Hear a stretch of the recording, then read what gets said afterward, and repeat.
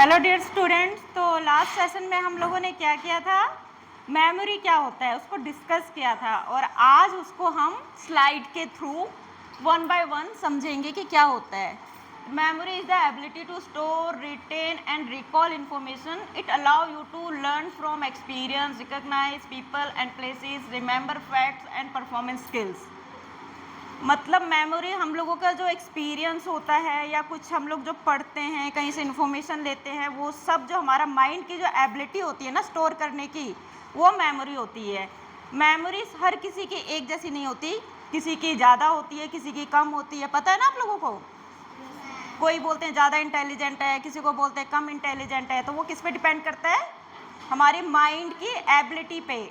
तो ability means कितना store कर पाती है, उसको कितना इनकोड कर पाती है. तो इसका जो प्रोसेस होता है वो क्या होता है, पहले इनकोड करती है.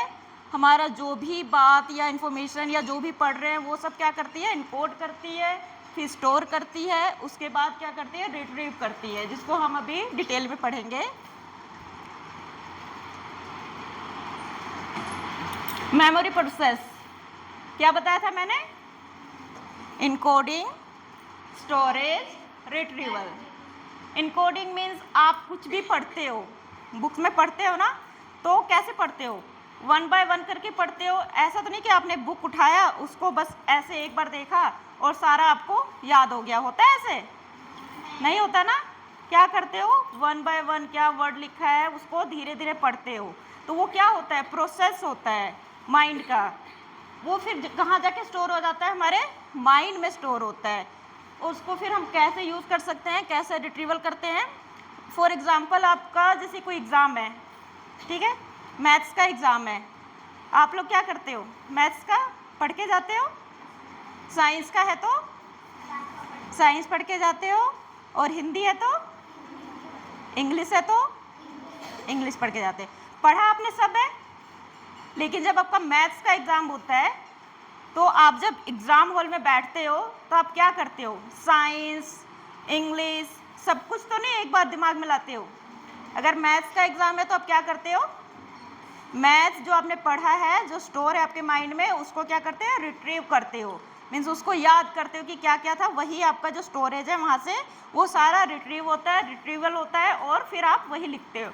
जब इंग्लिश का होता है तो क्या करते हो, आपका जो माइंड है वो कहाँ जाता है, इंग्लिश में आपने क्या लर्न किया था, सारी मेमोरी उस पे जाके वहाँ पे आपका मतलब कंसंट्रेशन जो रहता है वहाँ रहता है कि इंग्लिश में क्या लर्न किया था. तो ये क्या है, हमारी मेमोरी का क्या है, प्रोसेस है. कैसे, पहले इनकोड करता है जो भी हम लोग पढ़ते हैं, उसको फिर स्टोर करता है, और जैसे ज़रूरत होती है उसके वैसे वो फिर वहाँ से क्या करते हैं, रिट्रीव करते हैं.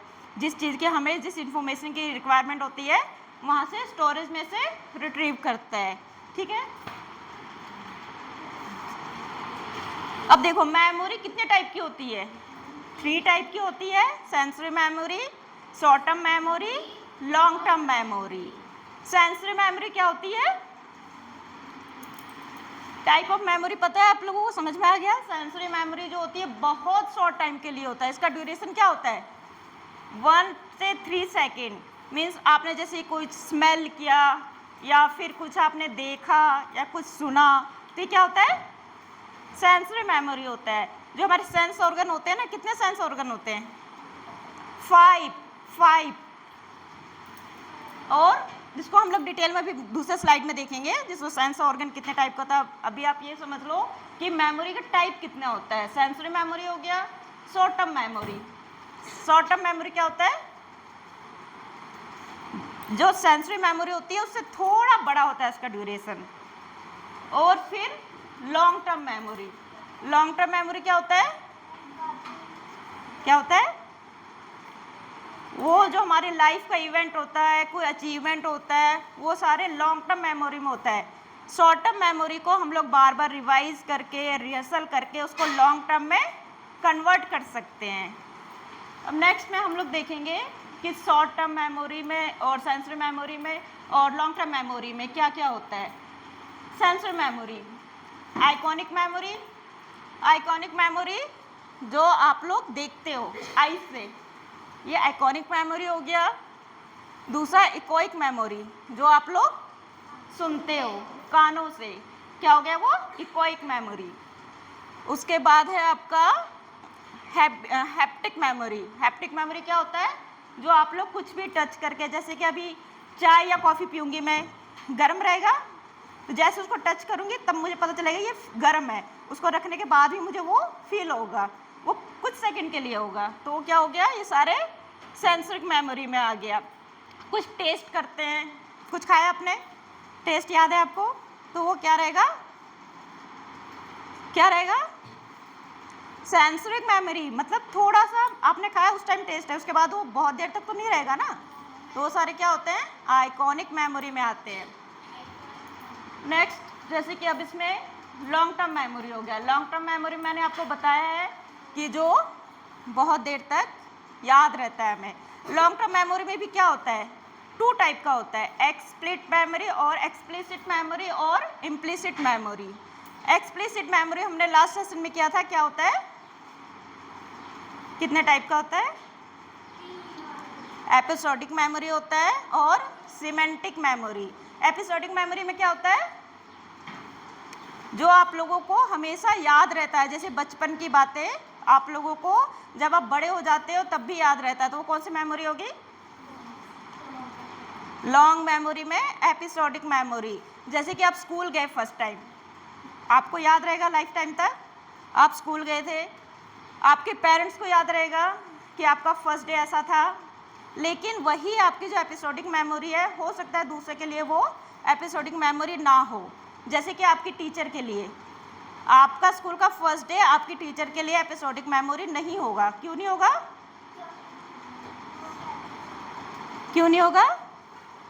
क्योंकि टीचर के लिए हर साल नए बच्चे आते हैं, तो उनके लिए ये नहीं होगा कि तमन्ना फर्स्ट टाइम कब आई थी क्लास में, कौन से सेशन में। मतलब वो तुम्हें याद होगा कि तुम जब फर्स्ट टाइम स्कूल में आई थी तो तुमने क्या किया था फर्स्ट डे। लेकिन आपकी टीचर को ये याद नहीं रहेगा कि तमन्ना ने फर्स्ट डे आके क्या किया था स्कूल में। तो वो आपके लिए एपिसोडिक मेमोरी हो गया। लेकिन जो आपके लिए एपिसोडिक मेमोरी है वो दूसरे के लिए भी एपिसोडिक मेमोरी हो, ये ज़रूरी नहीं है। फिर दूसरा होता है सिमेंटिक मेमोरी। सिमेंटिक मेमोरी क्या होता है? जो आपने पढ़ा है, बुक पढ़ा है या कोई नॉलेज है, वो पढ़ पढ़ के जो रट्टे लगा लेते हैं ना, जो याद रहता है, वो क्या हो जाता है?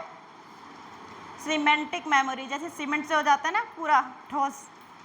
जैसे कि मैंने लास्ट टाइम एग्जांपल भी दिया था कि आपके टीचर जो हैं मैथ्स पढ़ा रहे हैं, साइंस पढ़ा रहे हैं, कोई साइंस का टीचर है या कोई मैथ्स का टीचर है, तो क्या करते हैं मैथ्स के टीचर?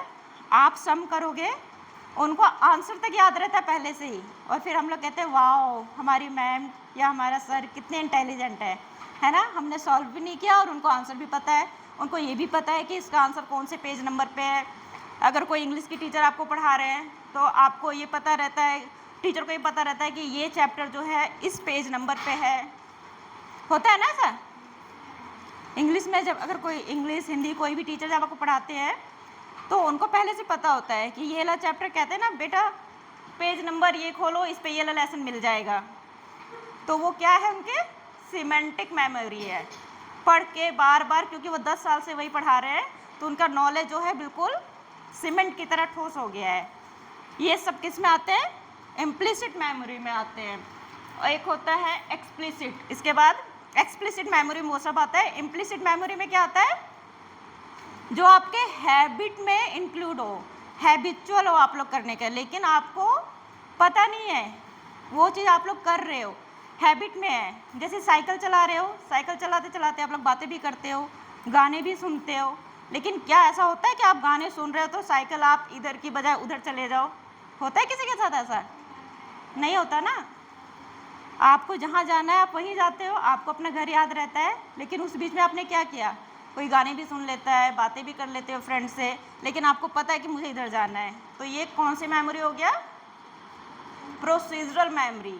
कि आप वो डेली करते हो, डेली साइकिल चलाते हो, आपको डेली पता है कि आपको ऐसे ऐसे ऐसे जाना है, उस बीच में आप दूसरे काम भी कर लेते हो, तो आपके हैबिट में वो इंक्लूड हो गया है। ये हमारे लॉन्ग टर्म मेमोरी के पार्ट्स हैं, जिसमें एक्सप्लिसिट मेमोरी आ गया जिसके बारे में आप पहले से अवेयर हो, और दूसरा इम्प्लिसिट मेमोरी है जो आपके आदत में है, हैबिट में है, आपको भी नहीं पता लेकिन वो चीज़ है आपको, बस आप चाहे कुछ और भी कर रहे हो लेकिन सारा कंसंट्रेशन आपका उसमें ऑटोमेटिक रहेगा। तो ये हो गया हमारा मेमोरी का टाइप। अब मेथड ऑफ स्टोरेज एंड जो मेमोरी होता है उसको आप लोग कैसे इंक्रीज कर सकते हो, कैसे कर सकते हो? रिहर्सल करते हो, रिवाइज करते हो, और ड्यूअल होता है। एक ड्यूअल में क्या होता है? ड्यूअल में होता है कि आप लोग जैसे कि पढ़ भी रहे हो उसको, ऑडियो सुन भी रहे हो और वीडियो भी देख रहे हो, विजुअलाइज भी कर रहे हो। तो ये क्या हो जाता है? Dual process of memory. Memory को तेज करने के लिए ड्यूअल प्रोसेस होता है। और जस्ट एक होता है कि आप सब आपने पढ़ लिया बस हो गया, तो वो क्या हो गया, आधा आपको याद रहेगा, आधा आप भूल जाओगे। लेकिन वही चीज़ आप अगर किसी से डिस्कस करोगे अपने फ्रेंड से, या उसी चीज़ को आप विजुअलाइज करोगे या वीडियो देखोगे, तो वो क्या हो जाएगा? ड्यूअल प्रोसेस ऑफ मेमोरी, जिससे आपका जो मेमोरी है वो और ज़्यादा फास्ट हो जाएगा और अच्छे से याद होगा। Next, healthy memory. Healthy memory, अब आपका जो आपने याद किया है वो कैसे स्टोर हो रहा है माइंड में, कितनी देर तक रह रहा है, वो किस पे डिपेंड करता है? मेमोरी के हेल्दी होने पे। जितना ज़्यादा आपका मेमोरी जो है हेल्दी रहेगा वो उतना ही ज़्यादा अच्छे से स्टोर होगा। अब हेल्दी मेमोरी के लिए क्या चाहिए आपको? Eat a balance diet. Balance diet आपको जो खाने में चाहिए, जितने न्यूट्रिशन चाहिए वो सारा आपको लेना चाहिए। Sleep for 7 to 8 hours. कितनी देर सोना चाहिए? कम से कम 7 से 8 घंटे सोना चाहिए। एक्सरसाइज रेगुलरली, थोड़ा बहुत एक्सरसाइज भी करना चाहिए, ठीक है।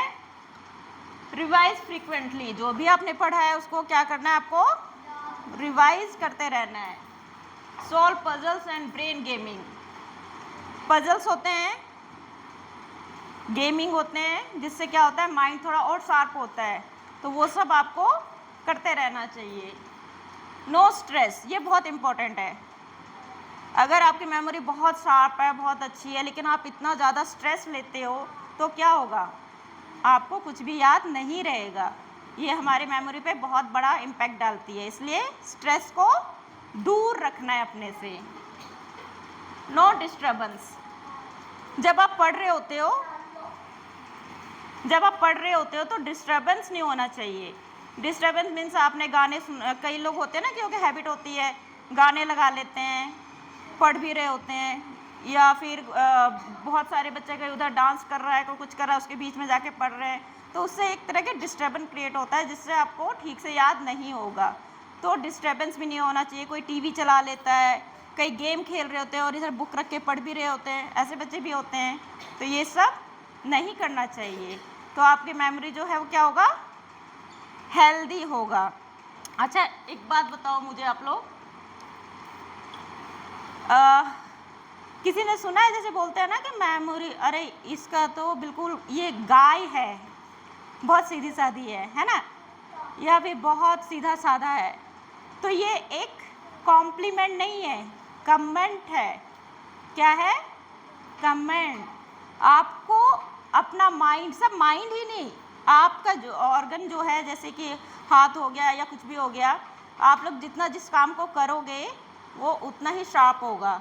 जैसे कि माइंड, आप माइंड को जितना यूज़ करोगे वो उतना ही शार्प होगा। अगर आप उसको यूज़ में ही नहीं लाओगे तो वो धीरे धीरे क्या हो जाएगा? धीरे धीरे क्या हो जाएगा? बिल्कुल यूजलेस हो जाएगा। जैसे कि अगर किसी को गोल ब्लैडर की प्रॉब्लम है, वो डॉक्टर पास जाता है, तो डॉक्टर क्या बोलता है कि इसको काट दें, ऑपरेशन करना पड़ेगा, तो पेशेंट क्या बोलेगा? डर जाएगा। वो बोलेगा अरे इसको निकाल देंगे तो हमें कुछ दिक्कत तो नहीं होगा। लेकिन उसे ये नहीं पता कि ये जो गॉल ब्लैडर है ये ऑलरेडी आपकी बॉडी में वर्किंग है ही नहीं, आप इसके बिना ही काम कर रहे हो। तो वैसे ही अगर आप माइंड को यूज़ में नहीं लाओगे तो धीरे धीरे बिल्कुल काम करना बंद कर देता है, मतलब एक्टिव ही नहीं रहेगा। फिर जैसे कि अगर मैं आपको बोलूँगी कि धूप चला गया है तो मतलब रात हो गई है, तो आप क्या बोलोगे? हाँ हाँ रात है। लेकिन अगर माइंड को यूज़ करोगे तो आप बोलोगे नहीं मैम, धूप नहीं है इसीलिए ऐसा है, लेकिन ये दिन है अभी। तो क्वेश्चन पूछना बदतमीजी नहीं होता है। क्वेश्चन पूछना मतलब आपको अपना माइंड आप यूज़ कर रहे हो।